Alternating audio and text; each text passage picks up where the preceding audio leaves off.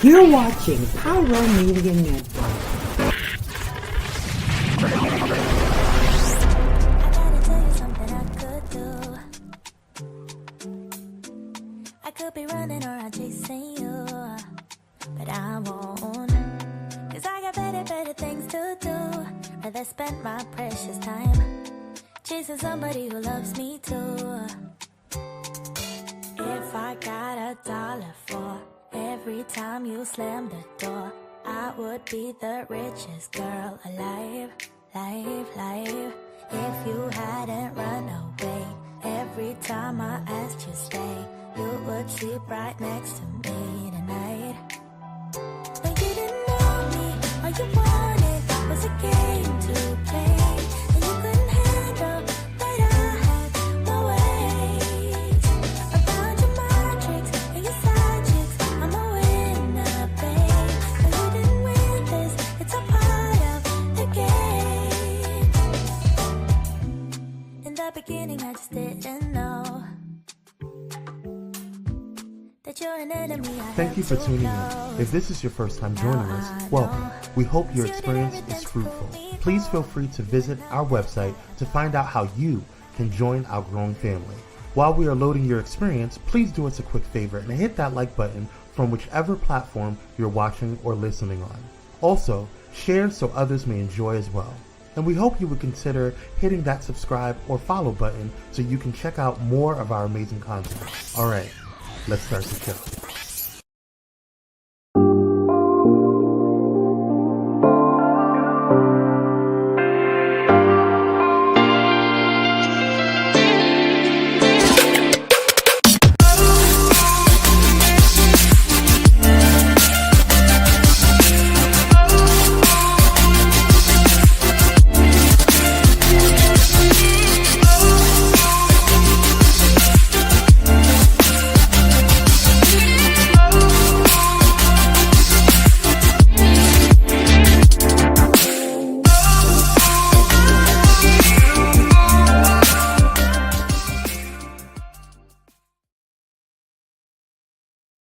Y'all, I was finna be hype as I usually am. Hey, woo, woo, woo. But then I'm like, I don't know if I feel like being hype on this Friday Junior. I just don't know if it's there in my spirit because there's so much going on. There's so much divisiveness. It's September 11th. There's like so much happening right now that I don't know if the happiness and the cheerfulness that you usually see from Dr. Nicole D. Vick is there right now, because I feel like the entire world is in shambles. And I'm like, this is crazy. But I still will welcome you to this week's episode of the Nicole D. Vick Live. I am Dr. Nicole D. Vick. I am coming to you with my perspectives. You know, I have that social justice, public health thing going on. So that's what I'm bringing to you this week. I'm happy to have you here. I just don't know if I'm happy in general, but I'm happy you're here. I'm over here knocking stuff off. You know, I'm just saying, it's just a lot going on today. I am going to talk to you all today about public health. Now, I did an episode. I actually did, I think, more than one episode this year about public health being in shambles. And I feel like that at the time I talked about it, I was like, this is probably as shambly as it's going to get. But it has gotten even more in shambles since then. And I was just like, no, I need to talk to somebody about this. And if you remember, I had Dorian Johnson on. He had to submit his comments through an audio file because he couldn't join live. But this time I was like, hey, can you please join me? He was like, yes. And I'm so excited because I don't know if y'all know, there are about 2 people, actually maybe 3, that I feel like are cousins in my head. One of them is Masego. You know Masego? Ta-da! He's in my head, my cousin. And I feel like Dorian Johnson in my head is my cousin. So I was really excited to have him come on. I don't think he knows that. He's probably hearing that for the first time today, but I feel like in my spirit, that's who he is. So I just want to bring him on. But before we bring him on, I'm just wanting to really impress upon y'all that this is like big deal. This is like serious. Public health is so important to this country, and to the infrastructure of this country. And for it to be in the shambles that it is in is not funny. This is bad. This is an emergency. I'm going to talk about some things that have happened over the last couple of weeks or so that have really been like, what is really going on? And Dorian is going to help me dissect it all. You know, I am a processor. I need to process what is happening. And oftentimes it helps me to do that with someone else that also understands what's going on. And so we can kind of go back and forth like, am I tripping? Or is this bad? So let's just bring him on. He is the public health uncle. I'm excited to have him here. Let's just get to it. Come on, Dorian.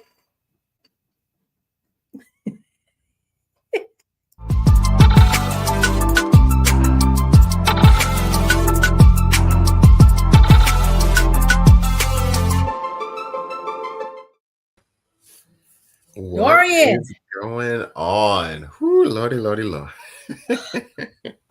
See, that's what I'm saying. That's why you're here, because you already know this is insane. Everything, not even just the topic of this episode, everything is in shambles right now. We've had something happen yesterday. That's a little woo. Today is September 11th, the anniversary of the attacks on the World Trade Center. There's just a lot happening. And I feel like I need you to dissect this because you understand public health just as much, if not better than I do. And so I really respect your opinion. And I'm glad you're here, as a matter of fact. I don't know if you heard me say, I feel like you're my cousin in my head. So you're the best person to come on and let's have this conversation. How are you? Whew, I'm doing as well as we can in these streets. I gotta just affirm that. I also did hear that intro, and like I'm a Masego fan too. Like someone who could rip that saxophone like that. If I'm grouped in that kinship cousin field, that's a compliment. That made me feel better. That made me feel better. All right, we got to just jump into this. Well, first of all, let's talk about who you are. You are the public health uncle. Can you just talk a little bit about you, and then we go into the shenanigans. So you have the floor. Who are you?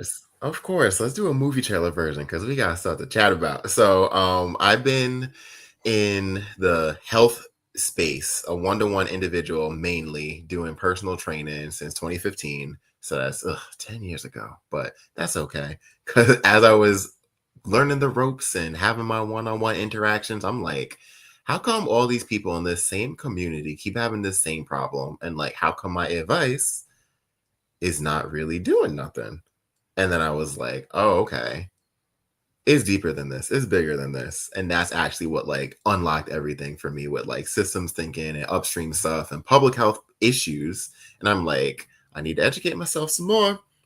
And pretty much that's how I got into the world of public health in like a short snippet. But right now I am a public health educator and content creator, but I'm doing the learnings and teaching of like individual one-to-one with like communication skills and seeking understanding and translating concepts in a way that people could take action on. But now I'm just kind of like upscaling it wider, broader, like message wise. Ooh, I don't like how I concluded that sentence, but it's all good. It is what it is. And I think you've been doing such a great job. I see you on LinkedIn. I see how you try to take something that may be very abstract and make it make sense. Because I think that's what's really important about public health. A lot of times the stuff that us public health professionals talk about is so we all way up here in the clouds, the social determinants of health, health outcomes. What the heck does that mean to Jane that lives next door? It don't mean nothing. Right? Absolutely nothing. And so I really appreciate you really trying to make it make sense for folks. And to be honest, even people like me who are experts, we appreciate it too. Because like, just give it to me so it makes sense and I can run with it. And I ain't got to think too hard about it. So kudos to you. Please continue that work. I think it's amazing. Now, we finna talk about RFK Jr. because he be making stuff not make sense. And potentially causes things to be hard. So you talked about, well, how come when I talk to people, it's not hitting for them, it's not resonating? Because you have people like him who say, well, actually, this is not true. And then they say, well, he said it's not true. And then you got to spend all this time trying to undo the damage. And so what I've learned is that, we see him now as, what is his job now, child? And I forgot what the man's job is, but it's scary. What is his job? He's the HHS dude. Yeah. Okay. And doesn't have any background in any of that at all, right? Mm-hmm. And so what I learned is that he has had all these thoughts of conspiracies well before even now, right? The arguing about, was HIV the cause of AIDS? I'm like, we've been to prove that. Why are you trying to disprove that? Saying that COVID targets only certain people and not others. I'm like, dang, viruses, I know they real smart in some ways, but they what? Really crazy anti-vaccine stance, and just crazy. And so what has happened now is like people are saying, bro, we need you to step down. And when I looked at it at first I thought it was just like APHA and stuff. And I was like, oh, no. When I did my research, it's APHA, legislators on both sides, former CDC directors, even his family's like, dude, stand down, go. And I don't understand what's happening. So why is it dangerous for someone like him to be in the position that he's in with the views that he has, Dorian? Why? Oh man, that is the $1 million question, ain't it? We starting with it. We going right to it. Why is it dangerous? Like, it's so insidious because, like, on the surface, for some things that he says, like, it sounds like, all right, you got something. Like, yeah, we want to get rid of processed foods. Yeah, we want to make things healthier. Yeah, like, that's like we get them in. Like, that's the them like spinning signs that like car dealerships and stuff have. They're like, oh, I got this thing I'm saying, like, come on down. You like this? And then like you dig into what it is you're actually saying. It's like, you don't know what you're talking about. And like, I feel like there's a clinging to that idea that was so attractive, but like in practice, it's just like falling apart. And it's like, you had me, and this was something that I wanted my reality to be. This is something that I would have wanted to occur. And I mean, are there alternatives right now that like I can conceptualize? Because I don't know, like, it feels like that. Like, you get them in, you lure them in with what you're saying, but what you're saying is not completely there. Like, you could be half right, but if you half right, you also half wrong. That's how numbers work. Exactly. And I think that unfortunately what it also does is, the folks that are aligned with, oh, vaccines are bad, or oh, this is bad, they're like, see, if he's saying it, then this has to be true. And then it kind of just gives folks that may be confused, right? So there's people, right, like us, pro-vaccine, like yes. And then there's people that are like, absolutely not. But there's all these folks in the middle who are unsure. I think it gives more weight to them. It kind of pulls those folks on the other side. And I think that to me is also what's really scary. Like, these things are actually being sort of rubber stamped and given the golden stamp of approval. Like, no, this is what we want to do, when we know for a fact. And I think that's also what hurts. Like, we have decades and decades and years of research and experience that says these things work. Are they perfect? Probably not.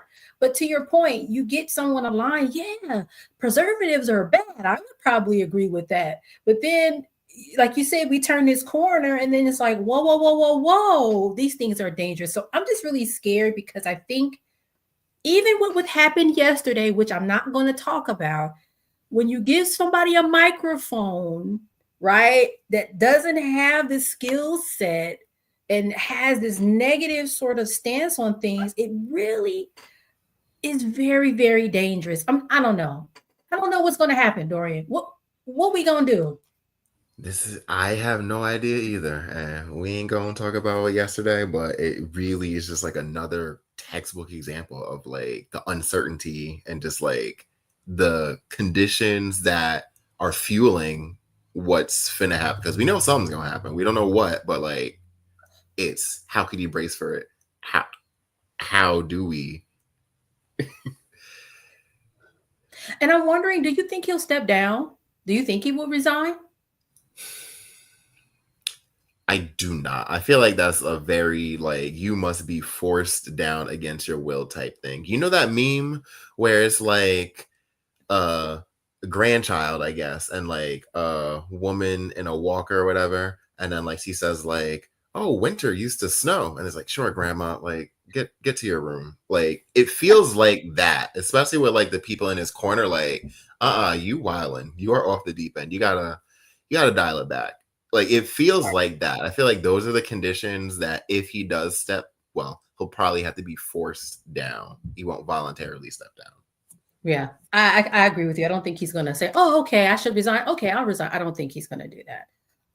So we have that to deal with in public health, and I think for us, especially when it comes to vaccines, we've been dealing with this whole vaccine conversation for a very long time. So it's like we've always had that issue of people not trusting vaccines. Fine, and it was just what it was. But I feel like we're actually really losing a lot of ground that I don't think we will get back anytime soon. So I'll say that to wrap this part of the conversation up.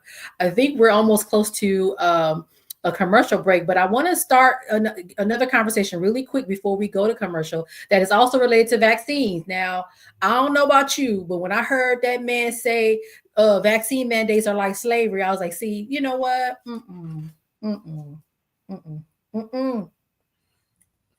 No, no, no, no. So the Surgeon General of Florida has vowed to end vaccine mandates in the state, even for children, announcing plans to wipe all of them, every last one of them, off the books. He likened the requirements to slavery during the announcement, and he's a noted vaccine skeptic. And during COVID, he was issuing notices that contradicted guidance from the federal health authority. So this isn't new for this guy. This guy's name is Dr. Joseph Ladapo. I hope I'm saying his name correctly. And I think, honestly, it made it worse for me to see that was a Black man. I don't know if you feel the same way, Dorian, but I was like, bro, what is you doing? What's going on? So we'll talk a little bit more about that. Let's go to commercial break, and then we can continue the conversation about what's going on in Florida.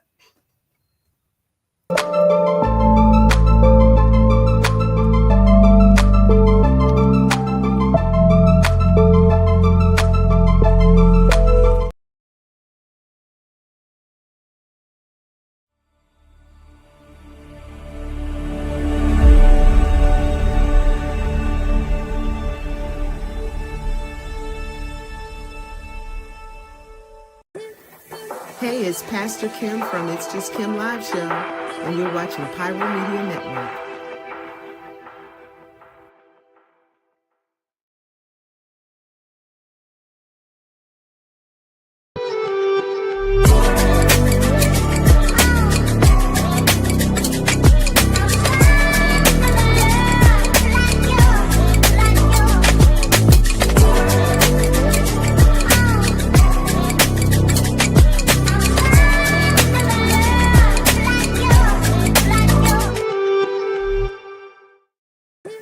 What's going on, y'all?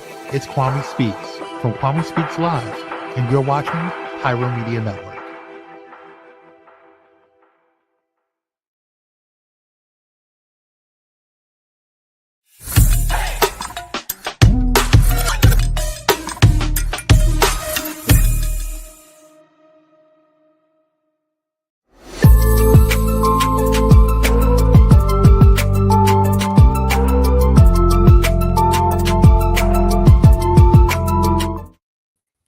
I am back with the public health uncle, Dorian Johnson. We're talking about public health and the shambles that we continue to experience. Like I said, I thought we was here with shambles, but then it kept just getting more shambolier. I got to find a word because it's like You just keep. I'm like, wait, this can't get any worse, and then it gets worse, and I'm like, no. And so before we left on a break, I was talking about Florida, and I know Florida people like to joke about Florida, like, okay, like y'all over there tripping, and I feel like this is an example of the continuance of the tripping. Like, what's wrong with y'all in Florida? I don't. What is happening in Florida? This guy said vaccine mandates are like slavery. It's the same thing. And I'm like, why is this? How is this black man on TV talking about vaccine mandates are the same thing as chattel slavery? How? I don't know what, like, do people care about their children? Like, Dorian, help me, because I'm like, you gonna send your kids to school without the vaccine, and then you gonna put the other kids and the teachers, like, what's supposed to happen without? Seriously, it's so concerning to me, and I just what's the first line of attack? I don't want to say attack. How do you respond to that? Like, what's the first way? Because, like, is it do we not know that, like, infectious disease, like, it was to the point where I say we, but like when people were on farms, right? When it came to just the amount of hands that were needed and like children being born, like it was assumed and like accepted that like actually y'all ain't gonna make it. So like we need like all these hands to work. And like, why did X of them not make it, you ask? So like we come from so many different, and I have to like distinctively say like we separately, because like if we're wrapping slavery in like the conversation, like we and like other we, and I ain't French, like there's differences here, but it's just like, you know, if you look at a time back then, right, like it seems like there is a disconnect from like how for real, how serious, how deadly these infectious diseases are. Like, you do not want to go back there. Like, you don't. We don't. Absolutely like, not. So I feel like that's like the start. Like, I think it's just like, I clearly things are, and it's like the advancements of public health, like, are somewhat giving like privilege and like jadedness to it, where it's like, you don't even have to worry about that anymore. And like, I forgot the history of things. And it's like, we going back there. Like, it's weird. It's weird. Very, very weird. I was on Threads. I'm on Threads a lot. I actually like Threads a lot because I think people are very candid there and are very good at sharing their stories. And I had come across a thread where people were talking about, if you ever walk through the oldest part of a cemetery, you're going to see a lot of headstones with born 1919, died 1919, and it's going to be babies that have passed away from these vaccine preventable diseases. There were people commenting saying, my oldest brother who I'd never met died from, they had rubella, or this happened. I have a former supervisor whose husband had polio, right? And so thankfully he was mobile and everything. But I also remember too seeing not too long ago, the last person that given an iron lung just died, maybe within the last 5 years. So it's like, to your point, I feel like we've forgotten our history and some of the horrible things that happened health-wise. We've forgotten those things, and for some reason, it feels like we're in a FAFO moment. Like we have to see it to believe it again. Like, why do you need to see it again to believe? I don't understand. And again, when we started this segment, I said, do people care about their children? Because I'm like, people's children are not going to survive if we go this route. There will be children that won't be here, that were here yesterday, and they won't be here. You know what I mean? So I'm almost like, we continue to sacrifice our children. And that's another conversation with these school shootings, these, we're trying to take the vaccine. Like, do we want another generation, or do we not? Like, I'm really like, seriously, like, what is happening? So I'm very worried. And here's the other layer to it, because my expertise is local health departments, right? So you take vaccine mandates away, then you're going to start having outbreaks. Who's supposed to be helping to manage these outbreaks when you are actively defunding health departments? You're taking funding away. They're going to have to lay off staff. The lab is either closed or, highly sort of pulled away. Their resources are gone. Who's supposed to be doing all this work? Your hospital's going to be overburdened. Like, are people understanding sort of how this whole thing is going to literally play out in real time? I was telling someone on another podcast that I was on, because he was, I said, I think people think, well, I have health insurance, I'll be fine. It won't matter if you have health insurance, because if the hospital's overburdened, it doesn't matter if you have health insurance. There's no beds for you. Mm-hmm. And I feel like so much of that, it's like that gap in systems thinking where I guess, it is complicated, right? I'm not going to conflate anything like that. But if it's being viewed as what's the biggest expense at this place? This is the budget line item. We want to save money. Obviously, we go for the whale on the budget sheet.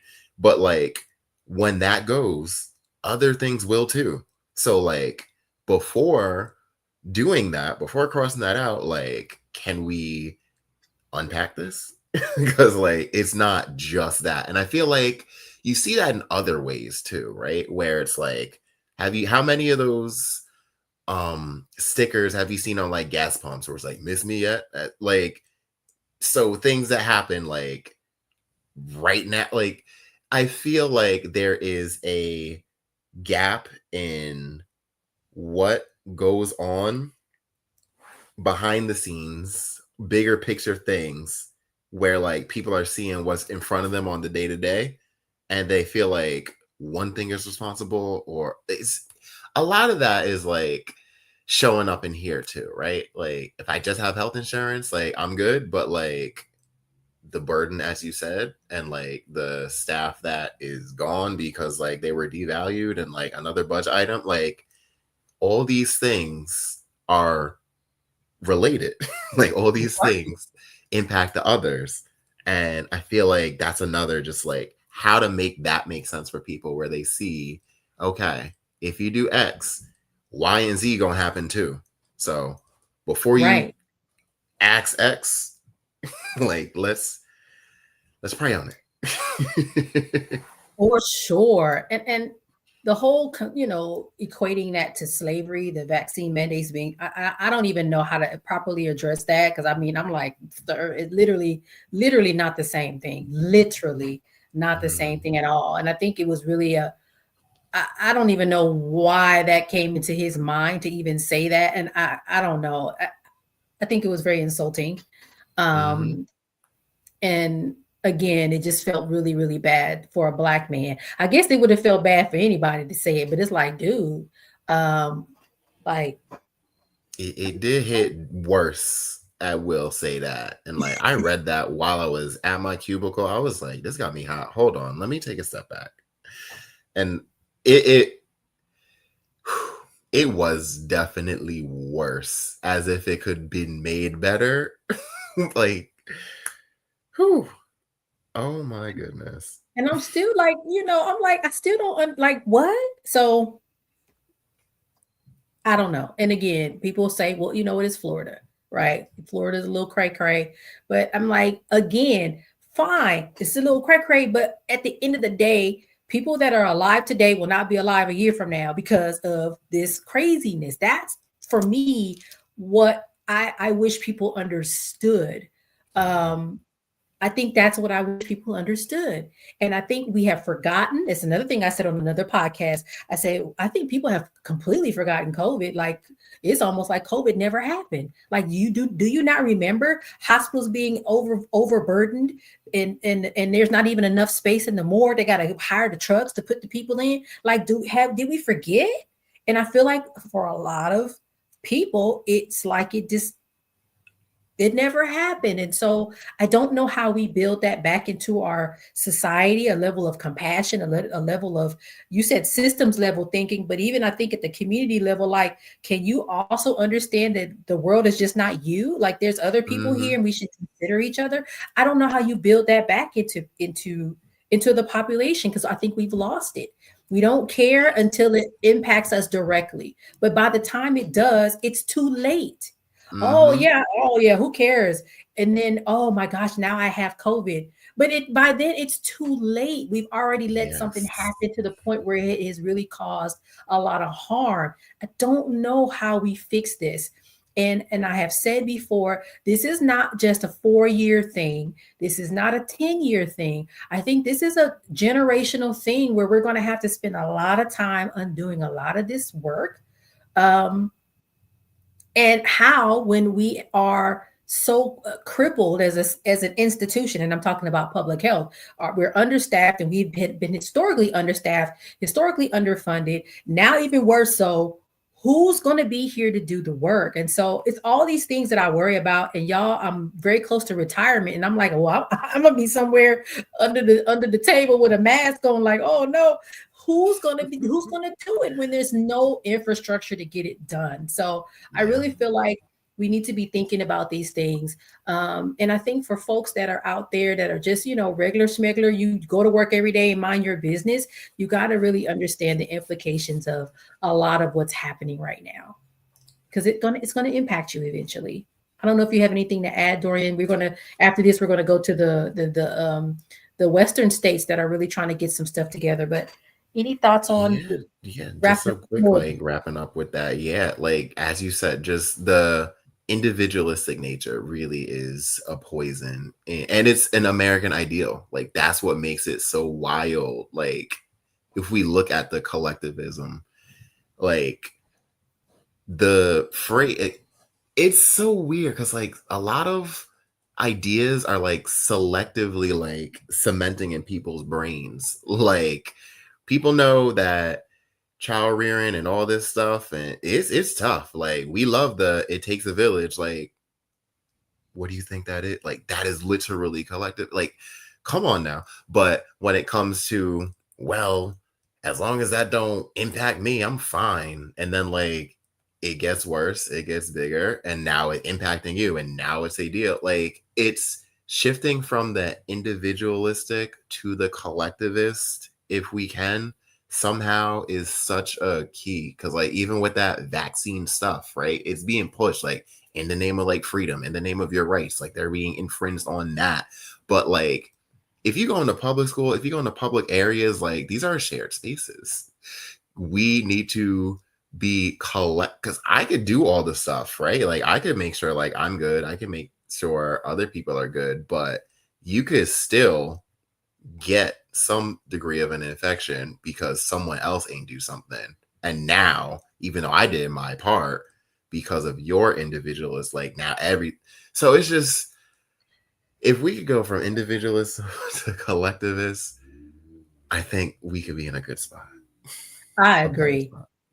Because even your thoughts and comments around vaccinations, it reminds me of the whole herd immunity thing, and how, because we think about a population, we have to vaccinate this many people to make sure that people that can't be vaccinated are protected. So even that idea, right? Because there are some people that cannot be vaccinated. They're too young, maybe they're allergic, maybe they have a chronic illness, and so it's like, well, you have to be thinking collectively to say, okay, well, we have to kind of build this shield around this particular vulnerable population so that they're safe.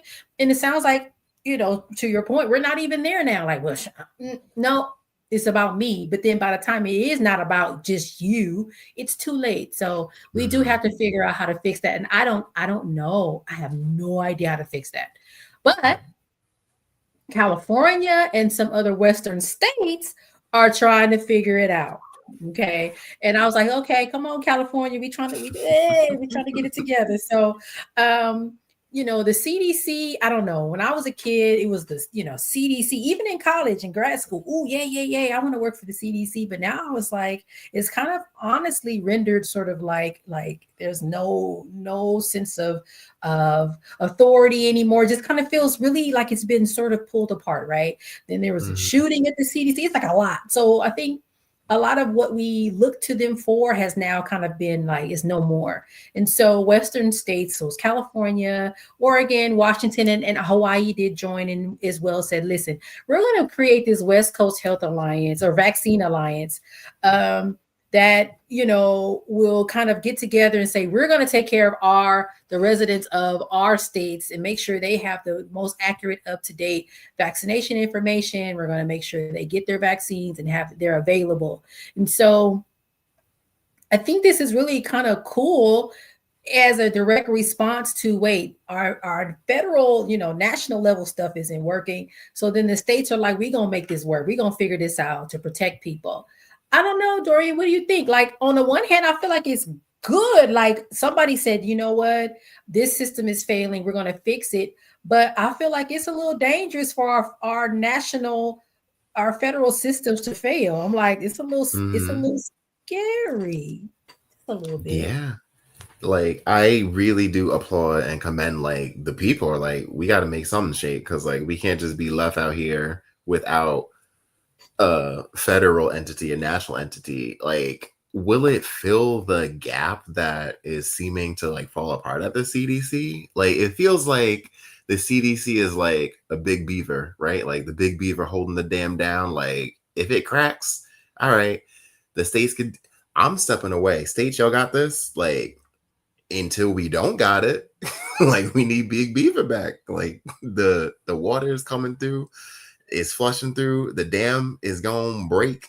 Like, it's better than nothing, but, like, how realistic can this be, right? Sustainable wise, and, like, it's a big ask, but it's something, right? And, like, who knows? Like, if I think there have been, like, East states following that or doing something similar, where it's like, now are, like, things getting mobilized, or now I think so much about stuff like this where it's hard to, like, be that first to act, I guess, right? But, like, seeing something modeled, seeing something where, like, okay, y'all got something shaking over there, like, how can we, like, apply this to our unique context and settings, like, and hopefully things like that can pick up. Like, I'm curious to see how it plays out, and I'm hopeful, but, like, it really does feel like we need something else too, but hopefully this can hold it down until we figure things out. Like, I don't know, I'm excited to see how it goes. Same. I am too. And I think my biggest fear is that, okay, California, Oregon, Washington, Hawaii, and like you said, I think there's some other states that have also formed their own sort of alliance, but then there's states that are not interested in that kind of stuff, right? My daughter lives in Arizona.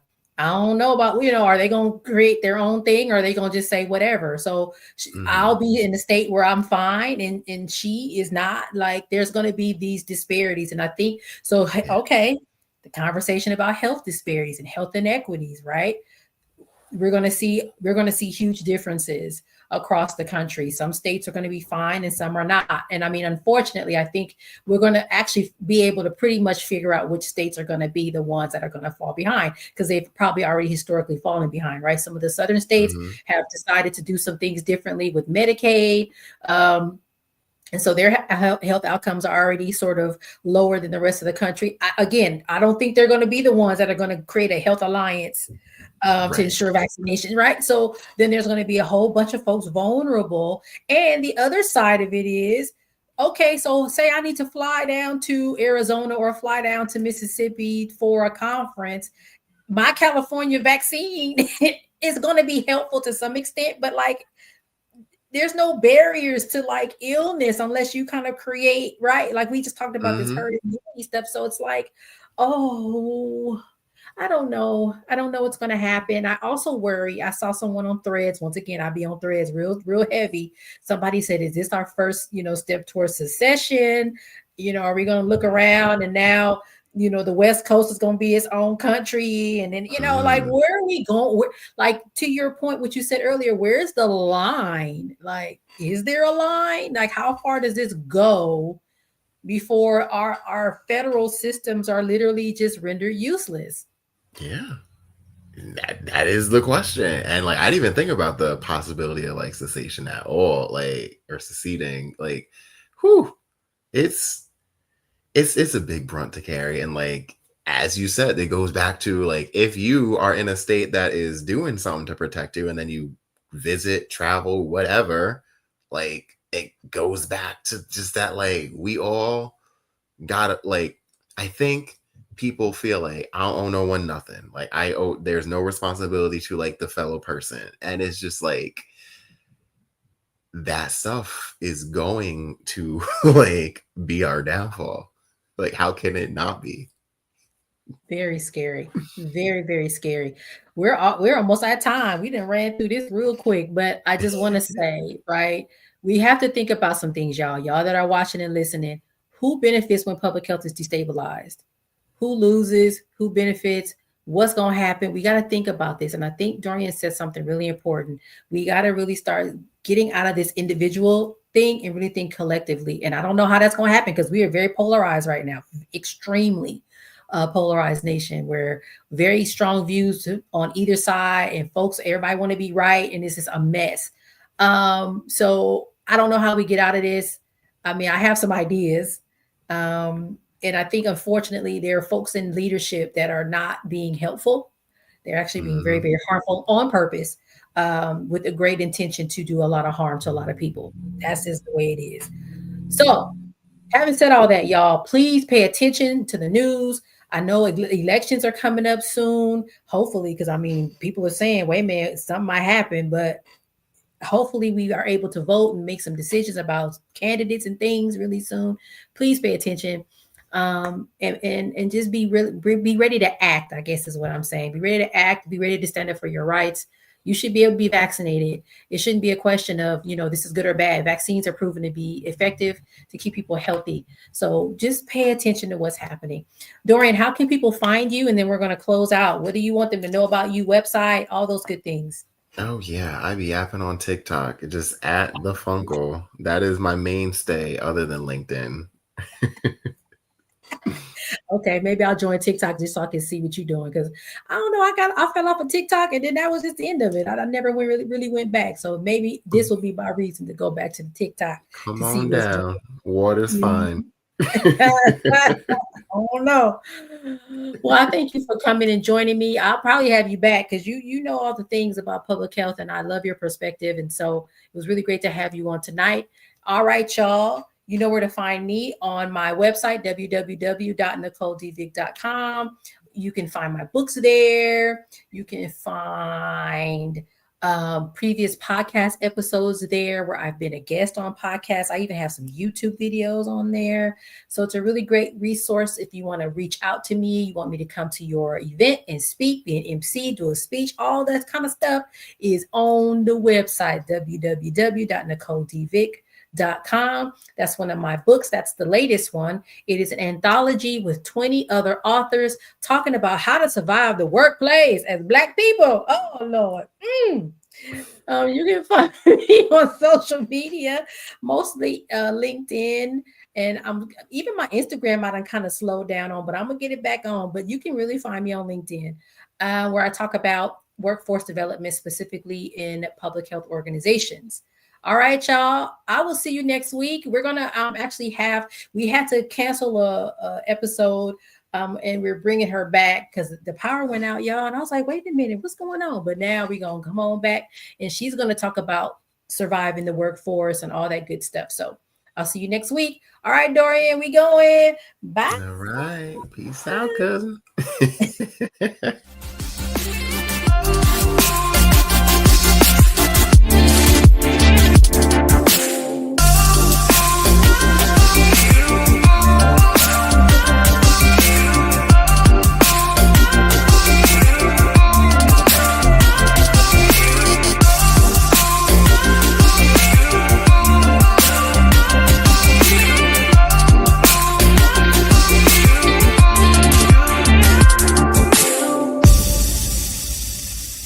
Thank you for watching Pyro Media Network. For more information, please visit pyromedianetwork.com.